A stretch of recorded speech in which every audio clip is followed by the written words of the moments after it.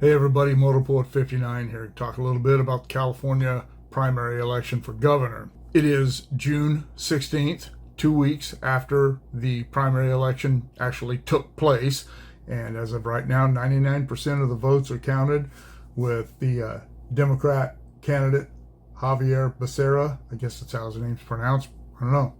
I don't watch the news anymore. I just read things. And so I guess that's how his name's pronounced. I don't care. He is at 28.1% of the vote, and the Republican Steve Hilton is at 24.7%. So they will face off in the general election. I made a video about 5 days after the election took place, and at that time, Steve Hilton was leading by about 2 percentage points. I was happy. But I actually, after I made the video, and I still have it in my files here, but after I made the video, I started thinking about it, and I said, this is California. It's unlikely that Steve Hilton is going to remain in the lead. So I held off, and I was just sitting here watching YouTube a minute ago, and I saw a piece on polling and how the polls have been so far off in presidential elections for the last 3 cycles. And it got me to thinking about this, and I thought, well, I'll come in here and make a video about this now that things have settled down. So, as I said, 4 or 5 days after the election, Hilton was up 2 points. Now Becerra is up 4 points. The main point of the last video I made was that now that the election had been done and Hilton was obviously going to be our guy, are the Republicans going to stick behind him? Are they going to throw their weight behind him? Because one of the very troubling things that I've noticed over the last few years is the division in the Republican Party. I never thought that Chad Bianco had a snowball's chance of hell of winning the primary, and if he had won the primary, certainly no chance of winning the governorship. Let's see, Bianco was at 10% back then, and he's still at 10%. So he's not received any more votes, and neither is Hilton. Hilton isn't, I don't remember the exact number that Hilton had, but I believe it was in the 24s, which is he still is. But the Democrats have gained.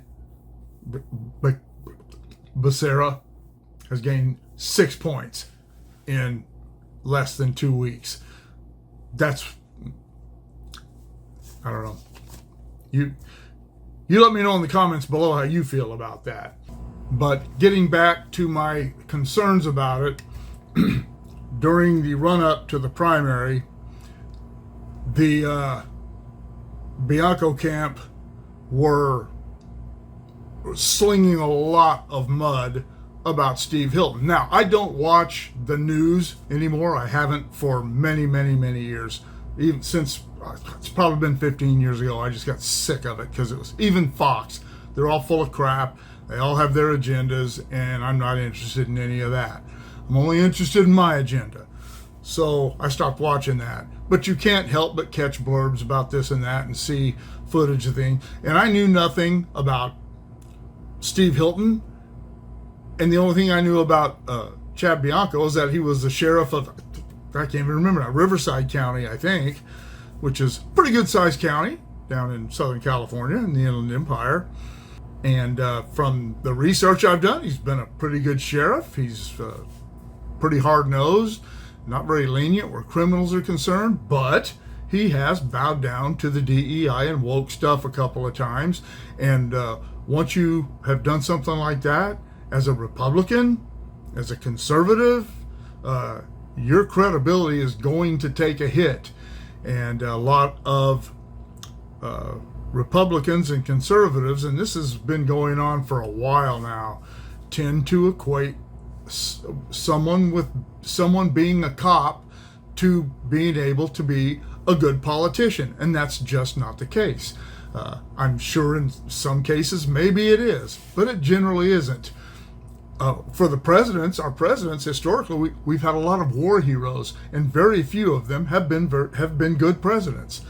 Some of them have been terrible presidents, but they haven't been good. Being able to be a good military leader doesn't always equate. It's rarely equated historically to being a good leader in government. And I think that holds true with law enforcement. Just because someone was a cop, even if they were a good cop, even if he didn't bow down to the DEI or woke stuff, that doesn't mean he's going to be a good leader of our government, of our state. California is a very complicated place. And I get the hard right thing. He's a cop. We need him. And he was making promises. And I still can't believe that that a lot of the Republicans believe that some of the things he was saying he would do would ever actually happen. Lowering our DMV fees by 200% or whatever it was to where the most expensive one, I can't remember. I just saw these things that people were throwing around. You can't go in as governor and just do things. He would still, Hilton is still going to have to deal, if he were to win, is still going to have to deal with the California legislature, which is overwhelmingly Democrat. So all these promises, it's just like when presidents make promises. They make promises knowing that they're probably not going to be able to make that happen. They throw something out there. If they get elected, the other side shuts them down and they go, hey, I tried. And that happens at every political level. But in the run-up to the election, I couldn't believe some of the things that people were saying in support of Bianco. If they would have just been, hey, I like Bianco for this, but they weren't. They sounded like Democrats. Instead of saying Bianco's done this and he's done that and he wants to do this and he wants to do that, they said Steve Hilton's a closet Democrat. If you think he's a Republican, he's not.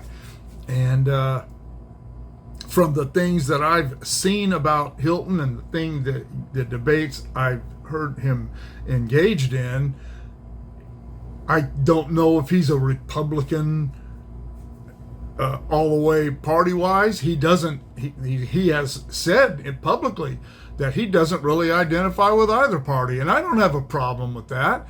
But the things I've heard him talk about, things I've read and heard about, that he's very conservative.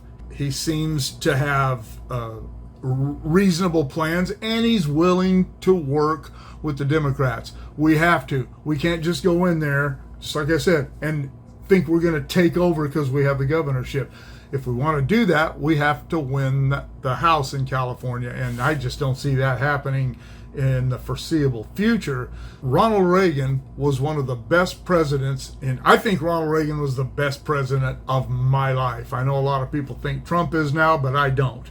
I think Reagan was better. He was a better communicator, and he accomplished a lot of things. He knew how to get things done. And to do that, he had to reach across the aisle. Tip O'Neill, the Speaker of the House, a Democrat, during the Reagan administrations, was one of Reagan's best friends. And they did a lot of one-on-one meetings trying to get things to work. And Reagan was able to do that. Today, Ronald Reagan would be considered a moderate.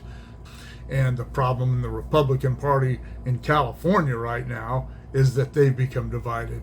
And my question is, as I posed earlier, are the people who were so vehemently opposed to Hilton and so overwhelmingly in support of Bianco, are they going to take that 10% and back up Steve Hilton in the election?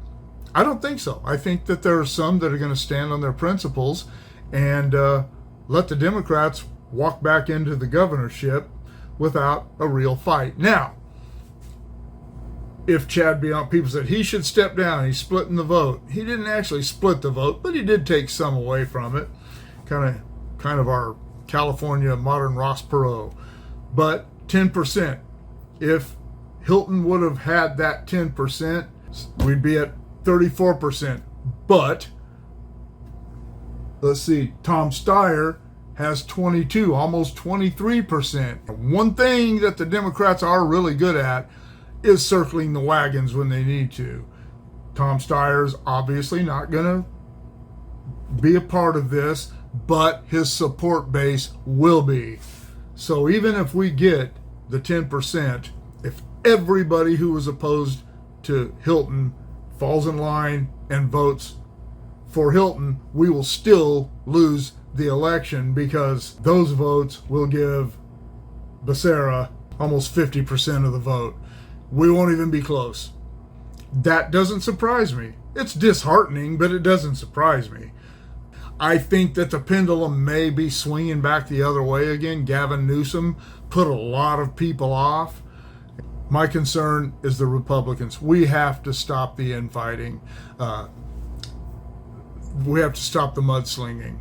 Ronald Reagan famously said that the first rule of being a conservative is that you never speak badly of another conservative in public. Get behind closed doors, let it fly. But in public, we have to stick together.